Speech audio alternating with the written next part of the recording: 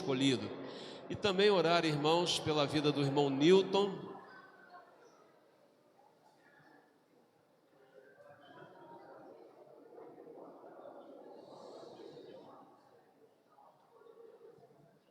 Só um momento.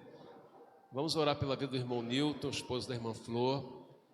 Ele, até quarta-feira, irmãos, o estado dele é considerado muito grave. A partir de quarta-feira, nós teremos assim algumas notícias que poderão trazer um pouco mais de conforto ao nosso coração. Hoje estive lá com a família durante o horário da visita, os filhos todos estavam lá, os parentes de longe chegaram, e a irmã Flor precisa muito das nossas orações, o irmão Newton também. Então gostaria que nós nos lembrássemos dele e nos lembrássemos também do pastor Valdonier, que hoje ele sepultou um sobrinho, que ele fez o casamento, um garoto de 26 anos, tinha uma doença rara, infelizmente não houve como reverter. E também a irmã Leni Ximenes, membro do Grupo das Mulheres na Rocha. Ela vai sepultar o seu irmão amanhã, parece que vai ser amanhã, a cerimônia de sepultamento. Ele faleceu ontem, mas o sepultamento vai ser amanhã. Acho que vai ser uma cremação. Então vamos nos lembrar desses nomes, orarmos uns com os outros, pelos outros, e vamos ter aí, irmãos, pelo menos 10 minutos para nós estreitarmos essa relação de oração. Depois o grupo Agnus vai nos abençoar com a sua voz, e aí nós teremos todo o tempo para ouvir o nosso querido preletor.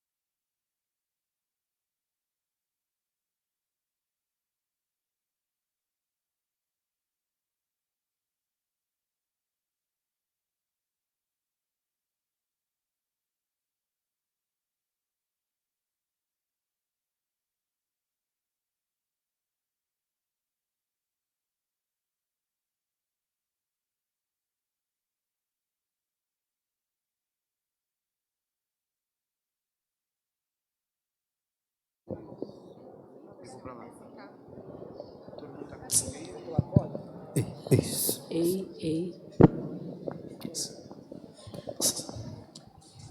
Boa noite, irmãos. O Senhor fala conosco de várias formas. O Senhor fala conosco na leitura da palavra, com uma iluminação do Espírito Santo. Mas Ele quer ouvir de nós a nossa súplica. Ele quer ouvir de nós a nossa petição, a nossa voz, o nosso clamor. E Ele responde a nossa oração. Então, a forma com que nós nos comunicamos com o Senhor e falamos com Ele é através da oração.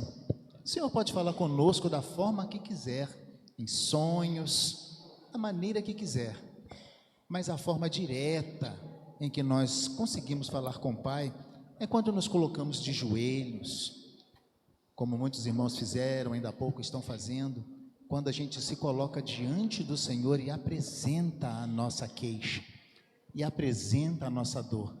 E no momento específico, o Senhor responde, trazendo alegria e paz ao nosso coração. Nós vamos cantar a canção Ajoelhai, que fala justamente isso. Quando as lutas vêm e a gente pensa que não tem solução, onde a gente pensa que não tem saída, o Senhor chega e nos surpreende com a bênção, nos surpreende com a cura, nos surpreende com a restauração. Isso que nós pedimos ali ainda há pouco pelos enfermos, pelo irmão Nilton, pela irmã Flor, e vamos continuar intercedendo por todos os enfermos. Então, quando nos colocamos de joelhos em oração, o Senhor responde à nossa oração mediante a nossa fé. Então, que possamos sempre buscar o Senhor em oração.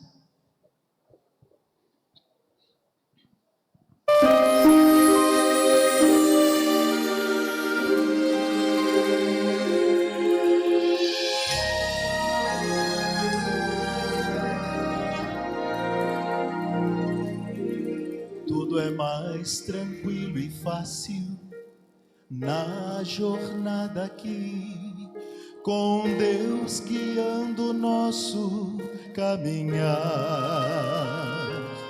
Não existem circunstâncias difíceis de entender. Quando Deus está conosco é tudo bom. Mas ao chegar o mar e pensamos que as respostas não virão,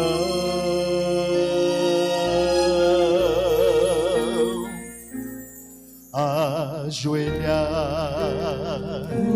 dando graças ao Mestre que de pronto nos responde às orações, ajoelhar e olhar pro alto. Ele tem a eternidade em suas mãos, e quando não entender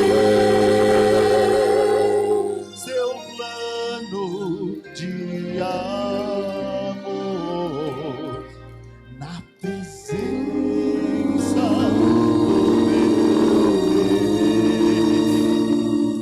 ajoelhar.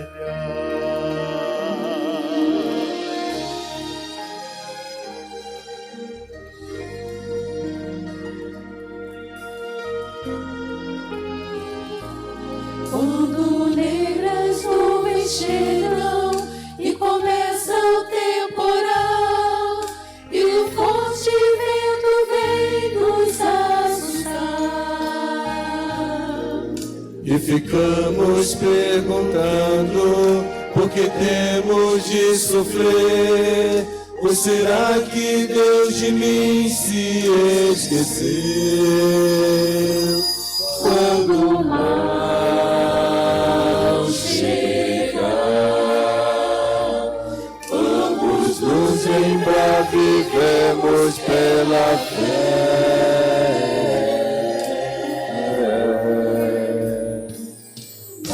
Ajoelhar, dando graças ao Mestre que de pronto nos responde as orações. Ajoelhai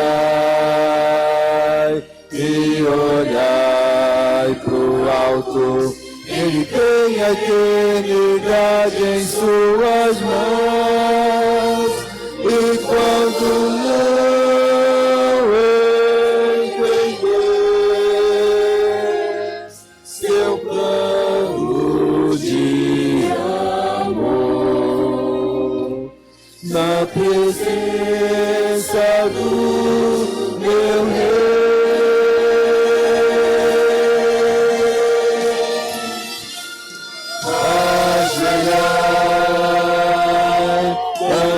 graças ao Mestre, que de pronto nos responde as orações. Ajoelhai e olhai pro alto, Ele tem a eternidade em suas mãos. E quando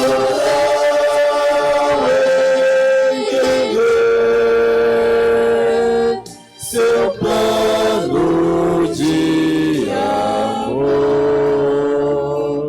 na presença do meu Rei, ajoelhai.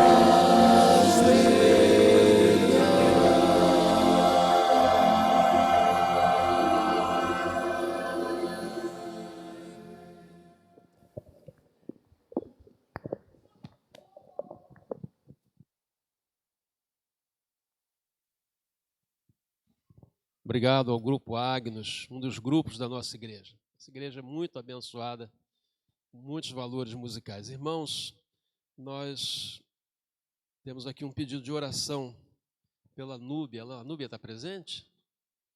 Não, né? Foi só um pedido, né? A gente vai depois colocar no mural. Ela está pedindo orações aqui, ela aceitou a Jesus e a família não entendeu. Segundo o pedido aqui, a família botou ela para fora de casa porque ela recebeu Jesus como Senhor da sua vida, né? Anote esse nome aí para você orar. Eu quero convidar o pastor Moisés para que venha até aqui. Ele já é conhecido da nossa igreja, né? Esteve aqui esse ano falando em uma das nossas semanas de oração. Foi uma bênção, parece que foi no mês de maio, falando sobre a família. E nós o convidamos essa semana para falar sobre cuidando bem daquilo que Deus tem confiado em suas mãos. Alguma coisa assim. Cadê o banner? Bota aí para a gente dar uma olhada, para a gente não falar besteira aqui. Não é? Pastor Moisés, cuidando bem daquilo que nos foi confiado, né? Ele está com a sua esposa, a irmã Ana. Eu gostaria que ela ficasse de pé. Queria que a igreja recebesse ela com carinho, né? Muito bom tê-la aqui conosco. E tem um casal também que está acompanhando. O casal Júlio e Márcia, tá? Que estão acompanhando o pastor. Não sei se há outros irmãos, ovelhas do nosso querido, que estão aqui. O Mateus e Emily lá atrás, sejam bem-vindos, né? E eu não sei se temos alguns visitantes aqui hoje. Temos alguém que não é da igreja, além desses irmãos? Acho que está todo mundo em casa, pastor, tá? Pastor querido, fique em paz. Deus disponha da sua vida segundo lhe aprouver. Estamos aqui para ouvi-lo, aquilo que Deus tem a nos transmitir através da vida do irmão. Tá bom? Fique à vontade.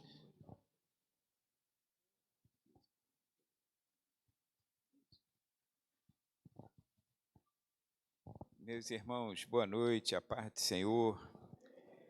O pastor já nos apresentou e eu quero agradecer mais uma vez a confiança que nos é concedida aqui pelo pastor Levi Vargas, e também a igreja, né, Batista em Nilópolis, que é um referencial aqui no município. Eu estou aqui hoje pela segunda vez, né? Já estive aqui em maio, como ele falou, e agora voltamos para falar um pouquinho mais nessa semana de oração. E eu lembro que em maio nós falamos sobre 4 assuntos diferentes relacionados à família e terminamos falando sobre a saúde financeira no lar, e foi numa sexta-feira. E hoje há uma proposta de nós ficarmos essa semana falando um pouquinho daquilo que Deus tem nos confiado nessa vida, nessa terra. Por quanto tempo nós não sabemos, alguns por pouco tempo, né? Outros ficam muito mais tempo na terra, mas a igreja em si ela está sendo preparada para o arrebatamento.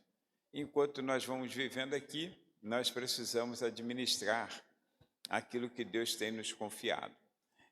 E, à luz da Bíblia, é claro que nós vamos trabalhar, porque não é minha área de formação a economia, mas Deus sempre tem dado sabedoria àqueles que buscam, irmãos. Isso é um texto que a Bíblia nos diz que aquele que necessita, que tem falta de sabedoria, peça a Deus. Ele dá a todos liberalmente e não lança em rosto. Todos nós que temos a mente de Cristo, temos esse livre acesso de pedir sabedoria a Deus. Então, muitas coisas que nós ouviremos, falaremos, à luz das Escrituras, com referências bíblicas, e às vezes nós estamos vivendo uma vida assim muito difícil, parece que estamos atolados, um passo para frente e 2 para trás, porque não pedimos a sabedoria de Deus para gerenciar aquilo que Ele nos confia. Então, como introdução, é um dos textos também que está inserido aqui nesse contexto, mas eu gostaria de lê-lo na abertura, que é o primeiro livro das Crônicas dos Reis de Israel, o capítulo 29, apenas os versículos 11 e 12 para a introdução, que foi justamente o momento que o rei Davi, ele tinha preparado as ofertas, né, para a construção do templo, e Deus não permitiu que ele construísse o templo, mas a oferta estava lá. E ele então, ele faz um reconhecimento em oração a Deus. Ele não atribui nada a si mesmo, a sua inteligência, vamos dizer assim, a sua capacidade de administrar, nada disso. Mas ele atribui ao Senhor. Então ele diz assim: Tua é, Senhor, a magnificência e o poder e a honra e a vitória e a majestade, porque teu é tudo quanto há nos céus e na terra. Teu é, Senhor, o reino, e tu te exaltaste por cabeça sobre todos. Versículo seguinte: e riquezas e glória vêm de ti, e tu dominas sobre tudo, e na tua mão há força e poder, e na tua mão está o engrandecer e o dar força a tudo. Amém?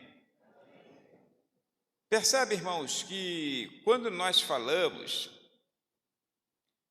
sobre essa questão, é claro que nós estamos englobando tudo, todas as questões de posses que nós podemos adquirir nesta terra, mas vamos começar falando com a palavra mágica que é comum a todos: dinheiro. Quando nós falamos de dinheiro, é claro que nós entendemos que sem o dinheiro, pouco ou nada fazemos nessa terra. Ele é a chave da nossa movimentação. Sem dinheiro nós não fazemos nada, não compramos, não adquirimos, tem nada para se fazer. Agora, Deus, em sua bondade e presciência, Ele nos deixou na sua palavra, essa Bíblia, que nós temos como regra de fé e prática. Todo cristão tem uma Bíblia na mão, hoje às vezes eletrônica, mas tem, é a nossa regra de fé e prática, inúmeras referências como orientações sobre como lidar com o uso do dinheiro e posses no cotidiano. Tem inúmeras, irmãos, referências. O problema é que às vezes não lemos a Bíblia, não compreendemos e não buscamos esse tipo de assunto dentro das Escrituras. Olha, entretanto, a fundamentação básica para o uso adequado é discernir as duas perspectivas da economia de Deus. Quais são essas duas perspectivas da economia de Deus que nós precisamos discernir dentro das Escrituras para então começarmos a trabalhar sobre esse assunto? Primeiro, temos que discernir a parte de Deus e temos que discernir a parte do homem. Deus tem uma parte e o homem tem outra parte. Não dá para inverter esse negócio, tá? E não dá para você trabalhar sem discernir isso. Jesus, quando tratou da questão do dinheiro, ele enfatizou três razões três razões para que ele pudesse tratar essa questão do dinheiro. Jesus, todo mundo sabe, e ele muito enfaticamente disse: eu vim para buscar e salvar o que se havia perdido. A função de Jesus não era prover comida, a função de Jesus não era multiplicar pão, não era transformar água em vinho, nada disso. Serviço social não era com ele. Mas como ele veio para salvar e buscar o que se havia perdido, ia ficar um período nesta terra, ele também precisou dessas questões financeiras. E como ele precisou, ele enfatizou, então, por três razões. Qual a primeira razão que Jesus trabalha sobre essa questão? A primeira razão é a forma, irmãos, a forma como lidamos com o dinheiro impacta a nossa comunhão com o Senhor. Parece que não é uma coisa espiritual, parece que é um assunto assim à parte da nossa vida, porque nós temos um hábito de nós dividirmos a nossa vida em vida espiritual e vida material. Crente não tem vida espiritual e material diferenciada. O crente vive a vida que chamamos material, também no espiritual. Todas as coisas nós vimos ali pertencem ao Senhor, e todas as coisas vêm dele para nós. Então, observa, em Lucas capítulo 16, versículo 11, se puderem colocar, vai me ajudar, né? 16, versículo 11, está escrito assim, só que eu uso na versão NVI aqui nessa apostila. Então está escrito assim, ó: assim, se vocês não forem dignos de confiança em lidar com riquezas deste mundo ímpio, quem lhes confiará as verdadeiras riquezas? Então, olha que Jesus já está enfatizando a forma como lidamos. Isso aí é fundamental, tá, gente? É uma introdução para todo o decorrer desta semana. Assim, se nós não conseguirmos lidar com essas riquezas injustas, com essas riquezas dos ímpios, do mundo ímpio, quem lhes confiará as verdadeiras riquezas? Jesus fala. E quando ele fala sobre a parábola dos talentos, capítulo 25, principalmente versículo 21, ele nos mostra que se lidamos adequadamente com o dinheiro, ou seja, de acordo com os princípios das Escrituras sagradas, nossa comunhão com Cristo se tornará mais íntima. Ou seja, e se formos infiéis, a nossa comunhão será afetada, porque lá ele fala assim para a gente: bom está, servo bom e fiel, na questão do dinheiro. Aí quando o camarada não soube gerenciar essa questão, os talentos recebidos, talento ali era literalmente dinheiro da gente. Aí quando nós é que transportamos para a questão do mundo espiritual e falamos sobre dons e etc., mas ali estava literalmente falando sobre dinheiro.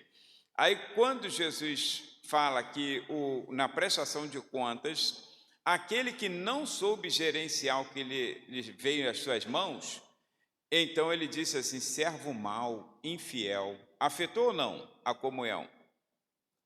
A nossa questão do que nós lidamos com o nosso dinheiro afetará ou não a nossa comunhão com Cristo. Se você conseguir gerenciar bem todas as coisas que o Senhor tem te dado, você será considerado um servo bom, um servo fiel. Se você não conseguir viver enrolado, você será considerado um servo mau, um servo infiel. Porque Deus dá porções diferentes, mas não deixa de dar porções às pessoas.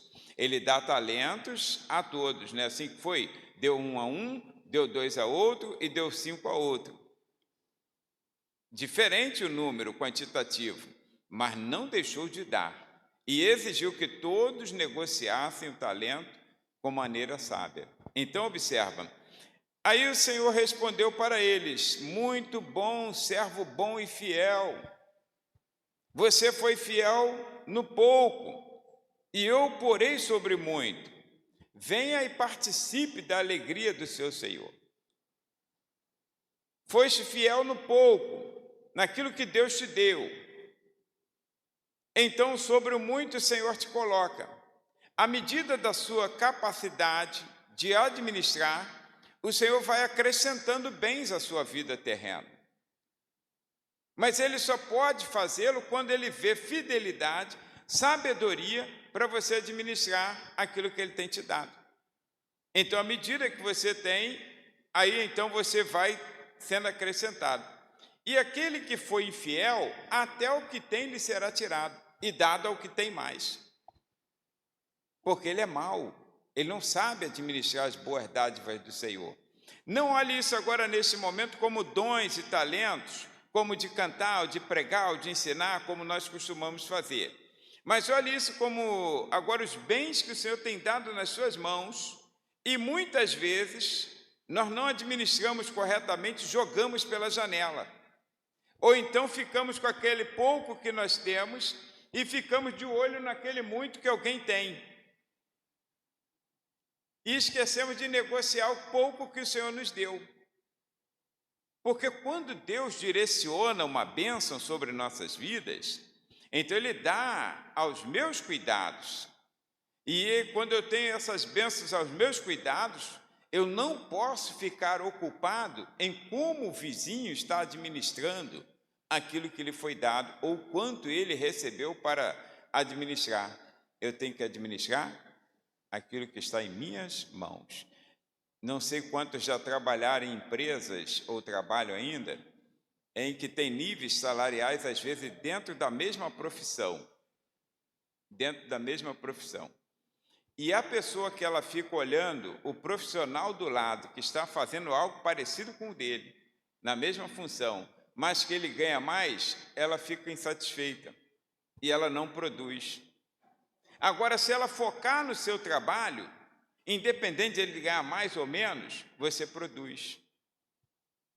Porque o segredo não está em você olhar o que ele está ganhando para tentar chorar com o patrão e ver se ganha um pouquinho mais. O segredo está em você se ocupar com aquilo que te deram para fazer. Tudo que tiver a mão para fazer, faz conforme as tuas forças. Porque o Senhor quem te recompensará. Então Jesus começou a trabalhar com essa questão, falando que a forma, nos mostrando, que a forma como lidamos com o dinheiro vai impactar a nossa comunhão com o Senhor. Ou nós seremos considerados bons, servos e fiéis, ou seremos considerados maus e infiéis servos. Agora, olha a segunda razão que o Senhor enfatiza sobre essa questão do dinheiro. As posses, irmãos, elas competem com o Senhor pelo domínio de nossas vidas. O dinheiro, por incrível que pareça, é o principal rival de Cristo pelo senhorio de nossas vidas. É o principal rival de Cristo. Porque quando você fala do adversário, chamado Satanás, você o repreende. Está repreendido para trás de mim, não é assim que a gente fala? Canta hino que pisa na cabeça da serpente, está repreendido, está amarrado, e enfim, uma série de palavras de repreensão para o afastamento dele. Agora, quando se fala da questão do dinheiro, quem é que repreende? Mesmo se ele estiver sendo mal usado. Mesmo se ele tiver com uma orientação satânica para a sua vida, quem é que repreende? Se ele vier como um laço para a sua vida. E Jesus falou assim, olha, não se pode servir a Deus e ao dinheiro. Por que ele não falou não se pode servir a Deus e a Satanás? Porque quem serve a Deus jamais vai servir a Satanás. Agora, quem serve a Deus, às vezes, serve-se ao dinheiro. E o dinheiro não é para ser o nosso Senhor, é para ser o nosso servo. Nós é quem temos que administrar o dinheiro, não o dinheiro administrar nossas vidas. E Jesus começa a trabalhar disso. Aí, então, ele fala assim, em Mateus 6, 24, ninguém pode servir a dois senhores, pois odiará um e amará o outro, ou se dedicará a um e desprezará o outro. Vocês não podem servir a Deus e ao dinheiro. Ali está mamon, que é a expressão grega, né? Então, não pode servir a Deus e ao dinheiro ao mesmo tempo. Não tem como. Ele é o maior e principal rival de Cristo pelo senhorio de nossas vidas. Ou o Senhor manda em nossas vidas, ou o dinheiro manda. Parece difícil entender essas coisas, né? Mas é o que está escrito nas Escrituras. Mas olha, não tenha pressa, até sexta-feira nós vamos compreender melhor isso. O Espírito Santo de Deus não tem pressa. Ele vai trabalhando gradativamente, porque às vezes nós nos acostumamos. E temos um medo, irmãos, comum do que nós vamos citar agora. No tempo das cruzadas, século XII, as guerras religiosas. Aí os cruzados, eles contratavam soldados que lutavam por eles. A gente chamava de bárbaros, eram chamados de bárbaros. Pessoas pagãs, pessoas que não tinham que perder. Eles não queriam saber, eles iam lutar por quem pagasse mais. E esses camaradas, quando eram chamados para essa guerra religiosa, como a guerra era religiosa, aí eles se achavam, os contratantes, se achavam no direito e confirmar com ele, não, vocês têm que ser batizados, porque caso eles morressem lá, não ia morrer pagão. Isso é história, gente. Aí eles tinham que ser batizados. Aí o que eles faziam? Eles batizavam porque eles iam para a luta, não sabiam se voltariam. E a única coisa que eles confiavam era a sua espada. Eles não confiavam em Deus, eles não confiavam em Cristo. Eles iam batizar porque eles precisavam ir para a guerra e eles só iam receber o dinheiro deles, ou seja, só seriam contratados se aceitassem essas cláusulas. Aí, então, quando eles batizavam, a história registra que quando eles entravam lá no tanque, lá na água, no rio, para ser batizado, aí eles colocavam a espada fora da água, não deixavam afundar. Por que eles não deixavam afundar? Porque eles entendiam assim, Deus pode dominar a minha vida, mas a minha espada não, eu que domino. Quantos de nós fazemos isso com a carteira de dinheiro? Batizamos, mas deixamos ela de fora. Porque Deus vai dominar a minha vida, o Espírito Santo de Deus domina a minha vida, mas o meu bolso, a minha conta bancária, o meu dinheiro, ele não domina. A ponto de Martinho Lutero um dia escrever e dizer assim, olha, o homem passa por 3 conversões: coração, mente e bolso. E ele fala, pena que elas não se dão simultaneamente. Coração se converte, se entrega a Jesus, a mente se converte, fica um crente excepcional, mas o bolso, camarada, alguém fala assim, ele tem escorpião dentro do bolso, né? O bolso não se converte de jeito nenhum. Irmãos, nossa vida tem que ser toda entregue ao senhorio de Cristo. Não adianta entregarmos o coração e nossa mente, ó Senhor, ocupa o meu coração, domina a minha mente, e não entregar a parte financeira. Você será dominado pelo dinheiro. E você vai ficar andando e rodando no deserto. E não compreenderá essas bênçãos de Deus que Davi aqui falou, que é do Senhor todas as coisas. Observa, então, a terceira, essa é a segunda razão, a posses compete com o Senhor pelo domínio de nossas vidas. Agora, Jesus também trata essa questão, porque a vida, irmãos, basicamente é centrada pelo dinheiro. Se nós pararmos para analisar assim, grosseiramente, a vida é centrada pelo dinheiro, basicamente. Como eu disse inicialmente, pouco ou nada se faz sem o dinheiro. Então, já que pouco ou nada se faz na vida sem o dinheiro, durante uma semana normal, gastamos, agora é uma questão, gastamos quanto tempo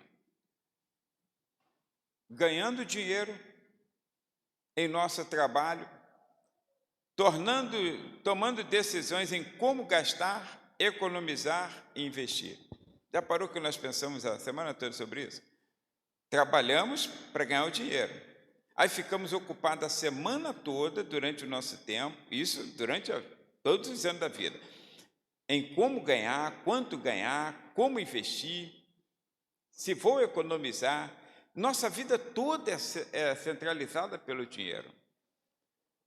Por isso que ela domina, por isso que esse dinheiro domina nossos corações, se nós não entendermos esse projeto de Deus para nossas vidas. Ele nos deixou aqui, não sei quantos anos eu ainda tenho de vida aqui na Terra, mas em todos esses anos, eu não quero ser dominado pelo dinheiro, mas também não quero ficar sem o dinheiro. Porque tem dois extremos. Um fala assim, o dinheiro não traz felicidade. Aí a gente tem que falar, então me dá o teu e seja feliz, não é assim?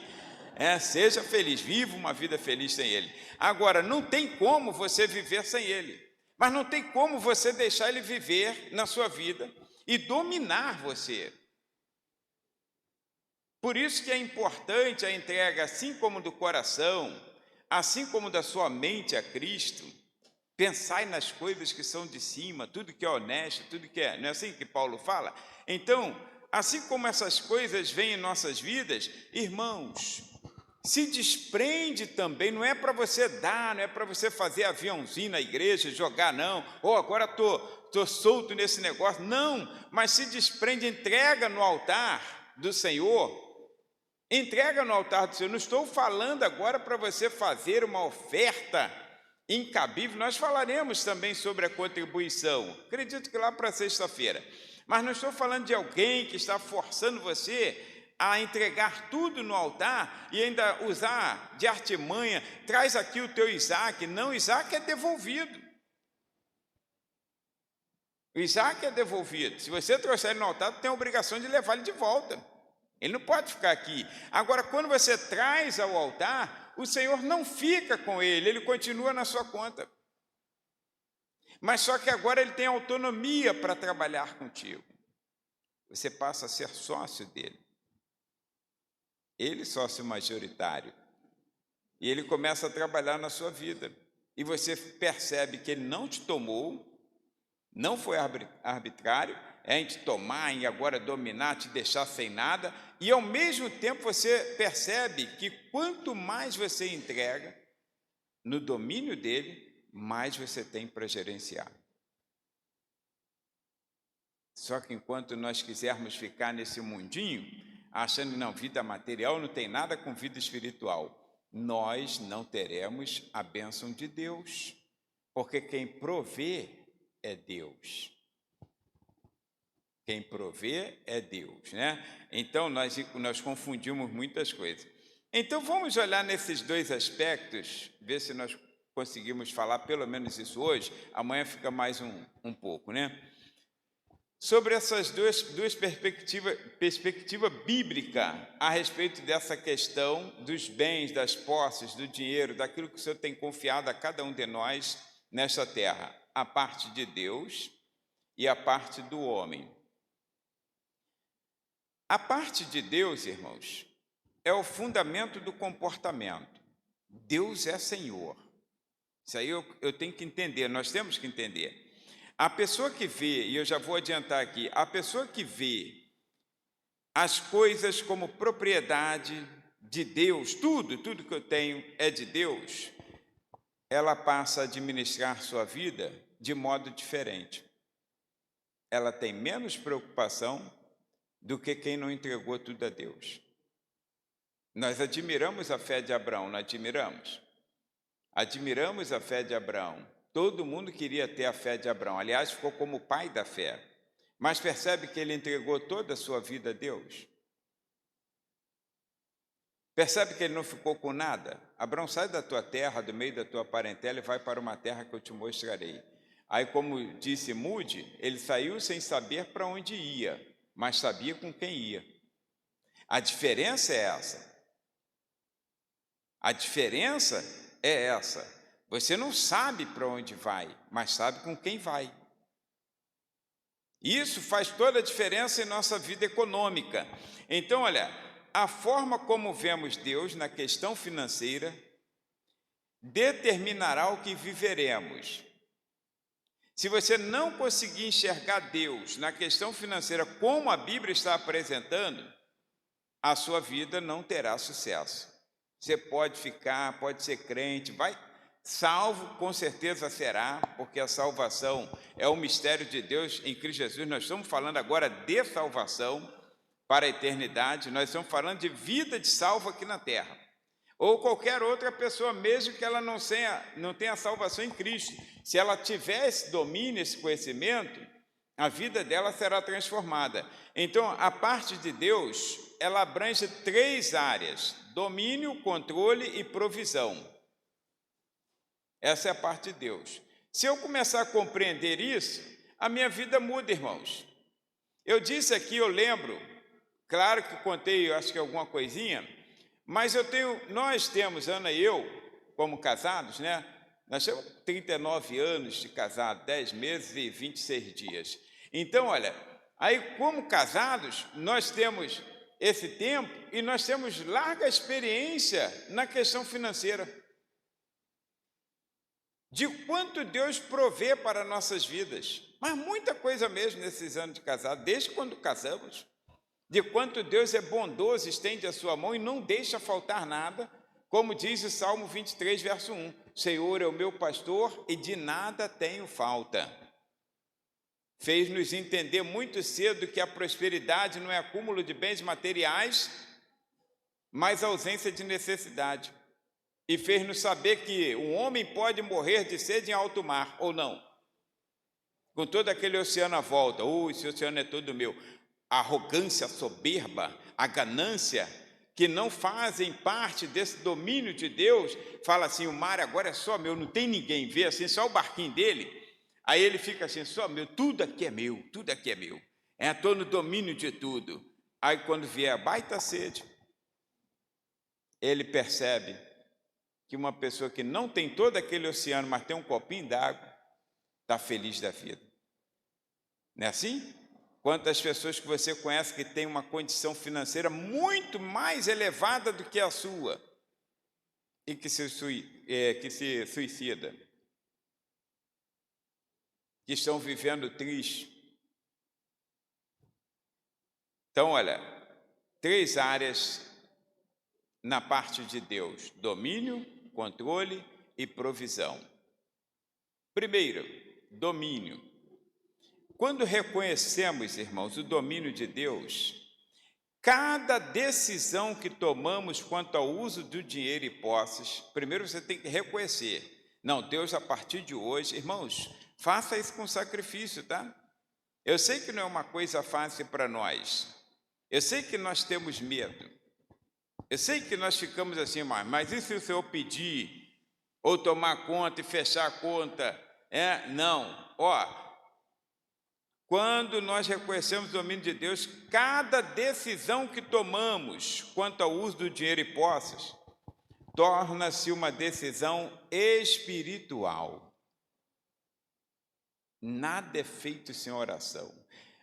E a pergunta que antes seria, quando você começa, se você ainda não pergunta assim, é porque você ainda não entendeu o domínio do Senhor sobre vou usar a expressão assim, tá? O nosso dinheiro e nossas posses, aquilo que o Senhor tem nos confiado, mas é dele.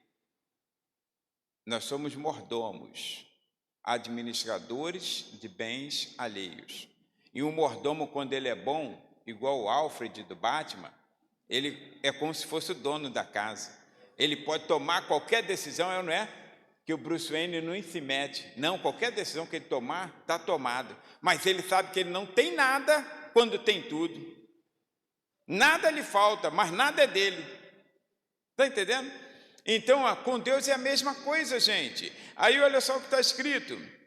A pergunta que antes seria: o que queres que eu faça com o meu dinheiro?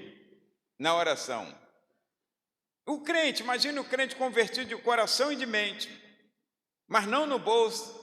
Aí ele ora ao Senhor e fala: Senhor, o que tu queres que eu faça com o meu dinheiro?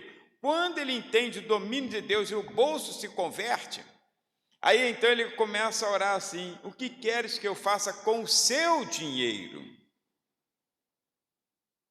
Porque não é nosso, irmãos. Já viu alguém morrer e levar alguma coisa? Como a pessoa fala, caixão não tem gaveta. Não leva 1 centavo. Então o dinheiro não é nosso, o dinheiro é do Senhor, agora está sob nosso domínio. Mas ele não pode ser o dominador de nossas vidas. Ele tem que ser dominado por nós, porque o Senhor nos dá sabedoria para administrar. Agora, dentro dessa questão aqui é o domínio. Então, Jó, por exemplo, não tem exemplo melhor na Bíblia, creio, do que Jó. Foi capaz de adorar a Deus porque conhecia o papel do Senhor como mestre de todas as suas posses. Temos que renunciar ao direito de posse de tudo que temos. Todo mundo admira Jó. Todo mundo admira. O segredo de Jó é que ele reconheceu que nada era dele. Aquele montão de camelo, aquele montão de cabra, aquele montão de funcionário, aquela empresa de vento e poupa, não. Quando a mulher veio falar com ele, falou: olha, o Senhor deu, o Senhor tirou. Bendito seja o nome do Senhor. O fato não é que a fé dele era maior do que a nossa, e nem que ele era melhor crente do que nós somos. O fato é que ele reconhecia que Deus tinha o domínio de suas posses. Tudo é dele. E Deus deu de volta ou não? Dobrado. Porque é dele, irmãos. Deus não fica devendo a ninguém. Agora, enquanto você acha que é seu, você vai perdendo, ele vai caindo pelo ralo, e você não consegue nada na sua vida. Porque você acha que tem o domínio das coisas. O domínio está em Deus. E Ele não quer ser apenas o nosso Criador, o nosso Salvador.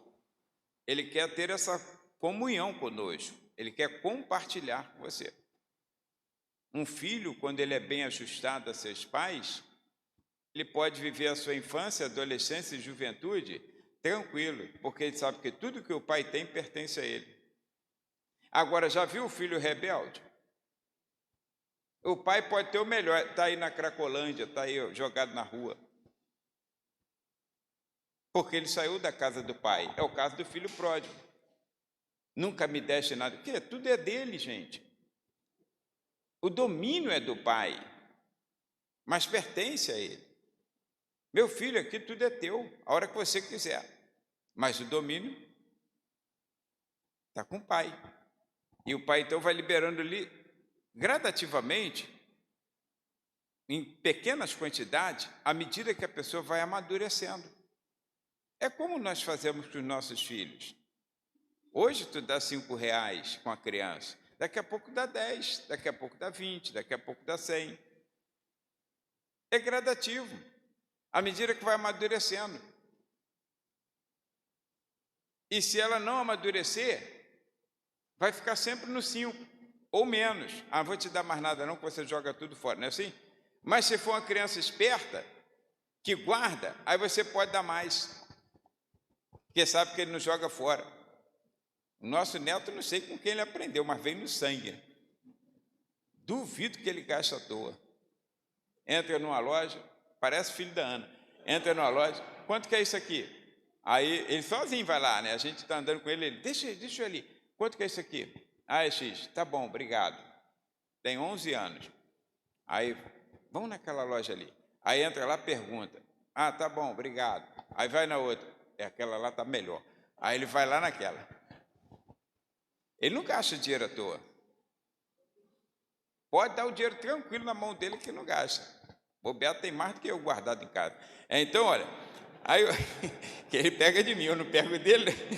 Então, olha, irmão, mas olha, Jó, então vamos olhar para Jó nesse momento. Agora olha Lucas capítulo 14, versículo 33. Da mesma forma, Jesus fala, qualquer de vocês que não renunciar a tudo o que possui, não pode ser meu discípulo. Quantas vezes pregamos e quantas vezes você já ouviu essa pregação? Mas falando que renunciar ao pecado, a cachaça, o cigarro, o adultério, a fornicação. Por que nós nunca paramos para pensar que nós temos que renunciar a essa avareza que tem no nosso coração? Que nós temos que renunciar a esse medo que nós temos de deixar nas mãos de Deus o domínio de todas as coisas e posses. Porque Deus não é criança, irmãos. Ele não vai pegar a casa que está contigo, em que você mora, e desabrigar você, ó, sai daí, que agora eu quero botar outra pessoa aqui que eu não estou gostando mais de você. Deus não vai fazer isso. Mas Ele quer se sentir dono, porque Ele é dono, Ele é quem te deu. Não foi o nosso intelecto, a nossa formação que nos concedeu. Ele concedeu a sabedoria para ganharmos, para negociarmos, para estudarmos, para aprendermos, nos profissionalizarmos. Então, tudo vem dele e tudo é para a glória dele. Esse é o domínio que ele quer. Ele não quer tomar de nós. Ele quer que a gente reconheça que ele tem o domínio sobre toda a nossa vida. Espírito, alma e carteira. Então, observa. Quando nós falamos isso, nós observamos, irmãos, que se cremos que somos donos de alguma coisa, então, reconhecendo Deus, é importante nessa aprendizagem do contentamento. Tem pessoas que não têm contentamento, elas não têm alegria de vida. E têm recursos, mas não têm alegria. Agora, olha, se cremos que somos donos de alguma coisa, se as circunstâncias vierem desfavoráveis, nos afetarão. Aí tu fica triste, tu fica cabisbaixo, como a mulher de Jó. Não estou jogando pedra nela não, tá, gente? Porque se eu fosse rico, que o maior medo de um rico é ficar pobre. Já viu algum rico desejar ser pobre? Agora, quantos pobres querem ficar ricos? Gente, nós nunca ficamos ricos, mas todo mundo quer ficar rico, porque acha que é bom. Agora, todo rico, mesmo que já for o pobre ou que não for, nunca quer ficar pobre. Porque tem medo, né? Porque acha que é ruim. Aí eu observo, olha, então não é essa questão. Agora, olha, observa o que está escrito aqui, que eu assinalei. Se nós cremos que todos que somos donos de alguma coisa, irmãos, as circunstâncias adversas nos afetarão. Foi o caso da mulher de Jó. Ela falou, você está falando como, você ainda está louvando a Deus, ainda está adorando o Senhor? Amaldiçoa o seu Deus e morre. Agora, vamos tacar pedra nela? Não. Pô, a mulher era a mais rica do Oriente, num dia, no outro amanhece pobre. Você já imaginou a mulher rica e no outro amanhecer pobre? O homem também ia ficar chateado, mas imagine a mulher. Que o homem que sai com a calça jeans a semana toda, e a mulher? Aí olha que coisa horrível. É confusão na certa, gente. É fim do casamento, é game over. Então, olha... Mas olha, se cremos, irmãos, se a situação for favorável, nesse caso, se nós achamos que eu tenho domínio, se a situação for favorável, glória a Deus. Estou alegre, estou feliz, né? Estou cantando, estou jubilando aqui na frente. Se a situação for desfavorável, tu vai logo saber. Eu vou entrar por aquela porta assim, ó. Alguém vai perguntar, está doente? Irmãos, eu não me lembro de um dia que eu tenha entrado na casa do Senhor cabeça baixa. Eu não me lembro de um dia que eu pregando lá na igreja, nesses 30 anos ali, não me lembro de ter ficado assim, irmãos, a prova está doendo, Jesus, ela me faz chorar. Não me lembro. Porque quando nós entendemos que as coisas, a nossa vida, irmãos, está nas mãos de Deus, mesmo nos momentos de adversidade, como um desemprego, a perda de algum negócio, algum prejuízo que tivemos financeiramente, de um imóvel, alguma coisa, isso não nos afeta a ponto de nós ficarmos tristes, abalados. Você fica, às vezes, aborrecido com alguma coisa. Alguém vem, rouba teu veículo, rouba tua casa, rouba teus bens, aí tu fica aborrecido, isso é natural do ser humano, né? Agora, isso não te afeta em relação a Deus, porque você sabe que todas as coisas, como foi dito aqui hoje, lido, né? Contribui, e cantado, contribui para o bem daqueles que amam a Deus e foram chamados segundo o seu propósito. Tudo está na mão dele, irmãos, tudo está na mão dele. Nós temos dificuldade de compreender, mas são realidades bíblicas. Então, olha, reconhecer verdadeiramente o domínio de Deus requer uma percepção totalmente nova. Totalmente nova. Uma percepção nova para todas essas coisas, quando você reconhece o domínio de Deus, tá? Aí, totalmente nova. Olha alguns exercícios práticos que nós podemos fazer, já que já estamos praticamente encerrando hoje, para você lembrar, se você... Eu não tenho ele em slide, né?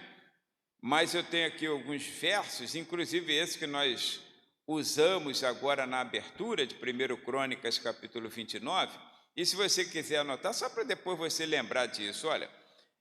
Para o reconhecimento do senhorio de Deus sobre nossa posse de dinheiro. Primeiro exercício é meditar cotidianamente nesses versículos que nós lemos inicialmente. 1 Crônicas 29, 11 e 12. Isso vai mudar a tua vida. Espírito Santo de Deus, irmãos, quando você começa a meditar na palavra, ele te dá verdades que estão ali que você nunca enxergou. Ou você nunca sentiu isso quando você ouviu uma palavra, meu Deus, essa palavra o pastor já pregou um dia desse, agora pregou. E você ouviu uma verdade. Nós mesmos, quando estamos preparando o nosso esboço de pregação, aí você fica assim, é como se fosse algo novo para nossas vidas. É o Espírito Santo de Deus falando. Agora, a riqueza e honra que vem de Deus. Agora, olha só, outro exercício prático.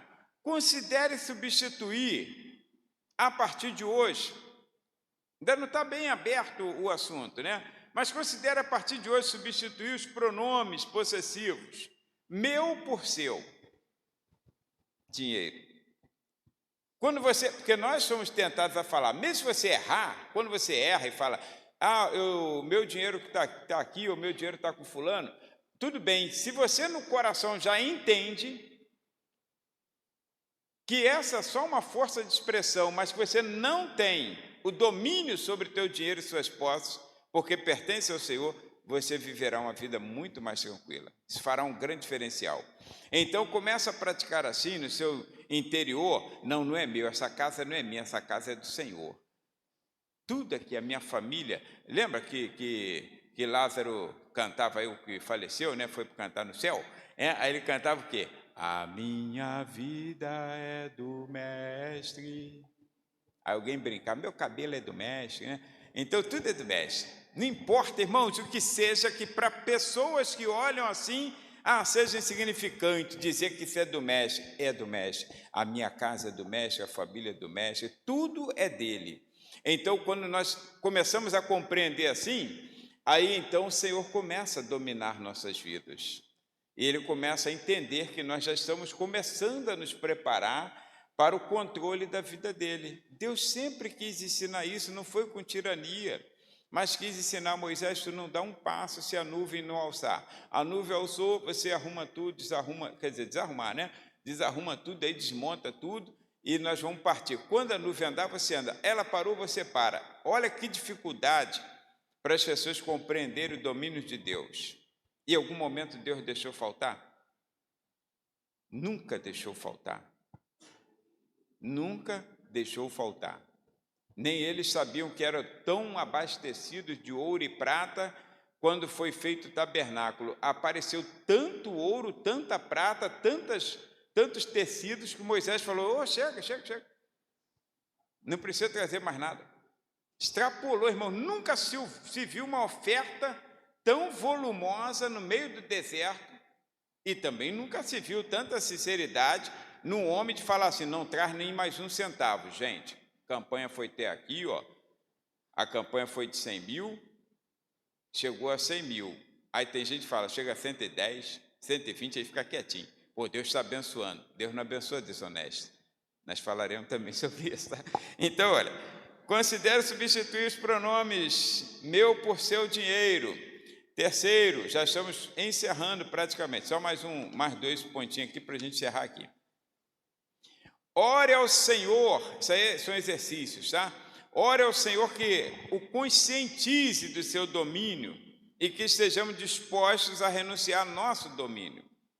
Quando você for orar hoje, ou aqui, ou no caminho, ou em casa, aí considere essa oração: Senhor, até agora eu tinha um carro como o meu, eu tinha casa como minha, não precisa colocar adesivo não, este carro pertence a Deus, e está jogando lama no irmão que está no pontapé, não, aí tu está afrontando o Senhor, esse carro pertence a Cristo. Eu não coloco adesivo nenhum, irmão, no carro, não tem adesivo que pertence a Cristo, que foi Deus que me deu, que foi uma mãe que me deu, não tem nada, agora, eu entendo que ele não é meu, entendo que ele não é meu, está sob minha responsabilidade. A casa não é minha, está sobre minha responsabilidade. Eu é que estou trabalhando ali, administrando, mas é do Senhor. Deus não deu nada assim de papel passado, definitivo, diz faz o que quiser. Não, ele continua dominando, continua sendo dono, e nós somos apenas administradores de bens alheios, mordomos fiéis que devemos ser. Agora, habitue-se a reconhecer, é o quarto exercício, o domínio do Senhor toda vez que compra algo. Vai comprar uma geladeira. Difícil, irmãos, o crente orar para comprar uma geladeira. Ele pode até orar assim: Senhor, arruma lá um jeito de a pessoa me dar um desconto, orar, aí já chega assim para o vendedor: deixa Deus te usar. O vendedor nem sabe o que é Deus usar, de repente ele é lá do tambor e aí deixa Deus te usar. Não é assim que se faz não, irmãos. Você: Senhor, estou com vontade de trocar essa geladeira, está no meu coração trocar. E às vezes você nem sabe o porquê. Nós já entramos numa casa para comprar um fogão, e Deus não permitiu que comprássemos.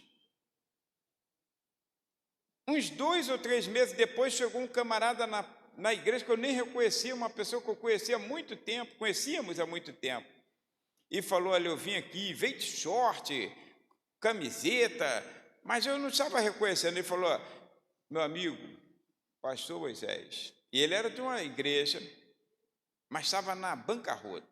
Eu vim aqui, aí contou a história dele e falou: vê se tem alguém aí na igreja que tem pelo menos um fogareiro de uma boca, para eu botar lá na kitnet que eu aluguei, que eu estou passando por um momento difícil mesmo. Já ganhei um botijão de gás, mas não tenho nem um fogareiro. Aí, depois da escola dominical, falei com a Ana, falei: Ana, chegou o tempo de nós comprarmos Não prometi nada à pessoa, falei: tá bom, vou ver se eu arrumo, tá? Você está morando aonde e tal? Aí no dia seguinte, fomos lá, compramos o fogão e mandei o nosso, ainda mandei entregar na casa dele. Aí ele falou, eu te pedi um fogão, um fogareiro, veio um fogão novo, que estava realmente novo. Mas sabe aquele negócio quando a gente faz uma reformazinha, aí tu quer trocar tudo, né? Fica empolgado? É um perigo, tá, gente? É um perigo. Por isso que tu tem que orar. Ora, irmão. Aí, ó, a gente não vai comprar um carro sem orar, não compra. Uma vez fizemos sem orar, uma vez, porque a gente também não é de ferro, tá? Fizemos sem orar, fizemos igual Josué. Pensa num sufoco e para sair daquela prova da desobediência. Para sair daquela prova. Uma vez. Casamento não acabou, mas a prova, meu irmão, ficou. Porque faz sem orar. Mas nós fizemos juntos, sem orar. Por isso que o casamento não acabou. O casamento de um colega nosso acabou. Por que acabou? Porque ele comprou um carro sem motor, sem falar com a esposa. Dia seguinte ele abriu assim, o carro não tinha motor não, né? Então o casamento literalmente acabou, até hoje, nunca mais voltaram. A esposa não matou ele porque não podia. Então, mas até hoje ela tem vontade de matar a ex. Então, ainda na área do domínio, o Senhor, por vezes, irmãos, se você não orar, Ele permite circunstâncias difíceis. Por que você fala, pô, mas Deus conhece. Aí eu não orei, eu sou um servo dele. Por que Ele não impediu? Você tem que orar. A tua comunhão com Deus, a nossa comunhão com Deus é oração, irmãos. E Ele dá a direção do Espírito Santo de Deus. Ele dá a direção pelo Espírito Santo de Deus, dá a direção e você não faz nada que não seja a vontade dEle. Aí, olha, Ele tem basicamente 3 razões para permitir, então, certas circunstâncias difíceis. Primeira, cumprir seus propósitos. Eu vou, não, 3 razões não. 3 razões, vou citar aqui rápido, mas só vou parar aqui. Cumprir seus propósitos, desenvolver o caráter do homem e disciplinar seus filhos. Agora tu vai aprender. Foi o caso de Josué. Ele não podia ter avisado. Josué, os caras estão te enganando. Lá do capítulo 9 do livro de Josué. Mas não avisou. Depois que Josué fez, agora tu vai ficar com eles aí. Eles vão ser como espinho nos vossos olhos. E foram, irmãos, foram. A ponto de Saul que não orava mesmo. Aí matou todo mundo. Saul, vou matar todo mundo, né? Aí matou todo mundo. Mas não livrou Davi de uma provação. Davi ficou com o resultado negativo de Saul.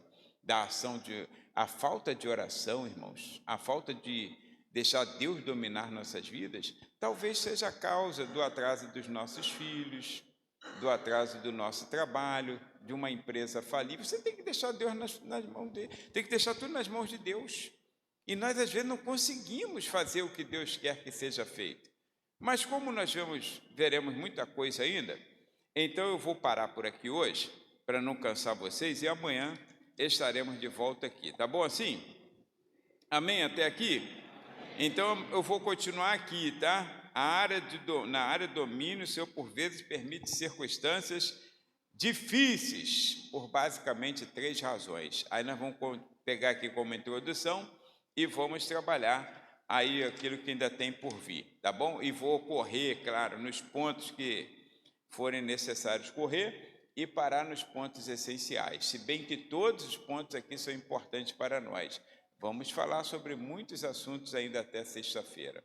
Será muito bom para você e para esta igreja local, olha, para você, para sua casa, para sua família, para o seu trabalho, para a sua empresa, para o seu cotidiano. E para essa igreja local, você dar ouvido à voz do Espírito Santo, pois quem tem ouvidos, ouça o que o Espírito diz à igreja. Amém? Então, pastor Levi, muito obrigado, Deus abençoe.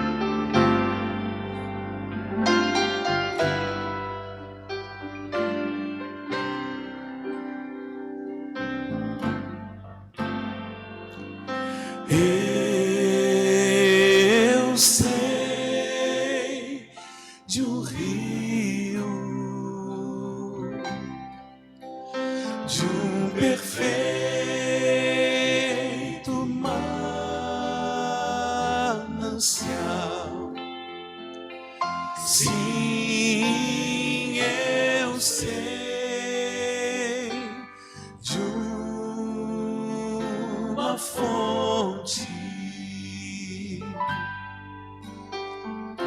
de vida, amor e paz. Quem vier à fonte de água pura e salutar,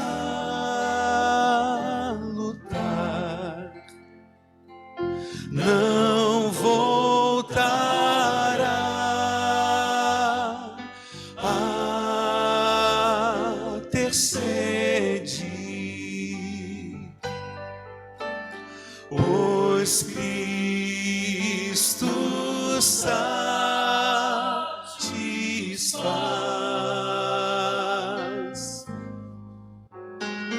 Foi ali,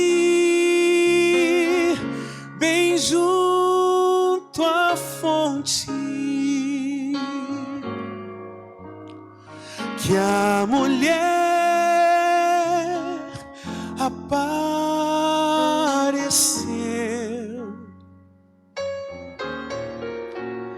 Sua vida estava em ruínas por pecar, chorou, sofreu,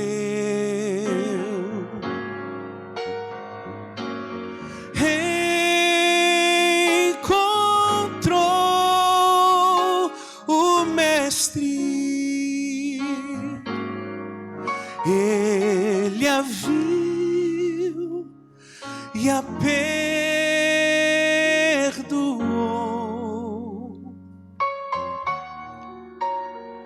deu-lhe desta água viva, e ela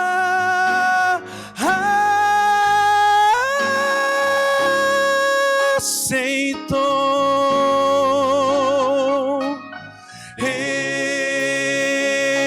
Eu sei de um rio,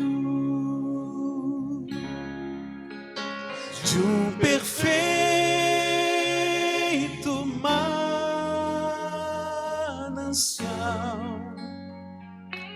Sim, eu sei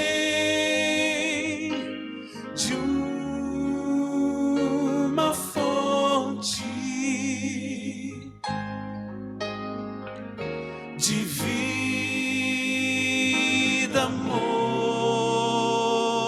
e paz.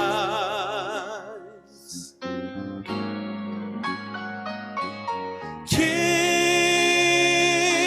vier à fonte de água pura e salutar,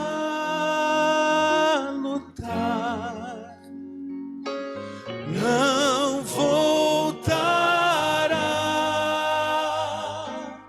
a ter sede,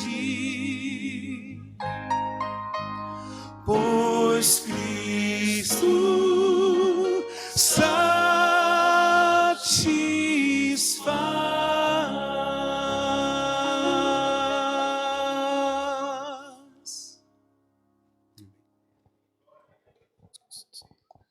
Amém. Glória a Deus. Quero te convidar a ficar de pé. Nós vamos orar para fecharmos esse culto de oração, ouvirmos a palavra de Deus. E quero dizer que ao final você está convidado a participar de um lanchinho, tá? Ali no hall de entrada. Mas não leva para casa não, tá? Vamos administrá-los aqui, tá bom? Vamos orar. Pai, nós te louvamos, te agradecemos porque o Senhor é bom. Obrigado pela palavra do teu filho, obrigado por tudo aquilo que participamos aqui, obrigado por nos ouvir através da oração, nós te louvamos e bendizemos ao teu nome, meu Pai. Agora pedimos a Tua bênção para o nosso retorno para as nossas casas. Que o Senhor nos dê uma noite de paz, possamos acordar bem amanhã, Pai, lembrando que o Senhor está com o domínio de todas as coisas, inclusive da nossa vida, da nossa família, dos nossos bens materiais, financeiros, Pai, e que amanhã possamos regressar aqui, Deus, no mesmo horário, para continuarmos, Deus, nessa jornada de aprendizado da Tua palavra. Assim nós oramos, te agradecemos por tudo, no nome santo de Jesus. Amém e amém. Vá em paz e amanhã às 19h30 temos esse encontro aqui novamente. Deus te abençoe.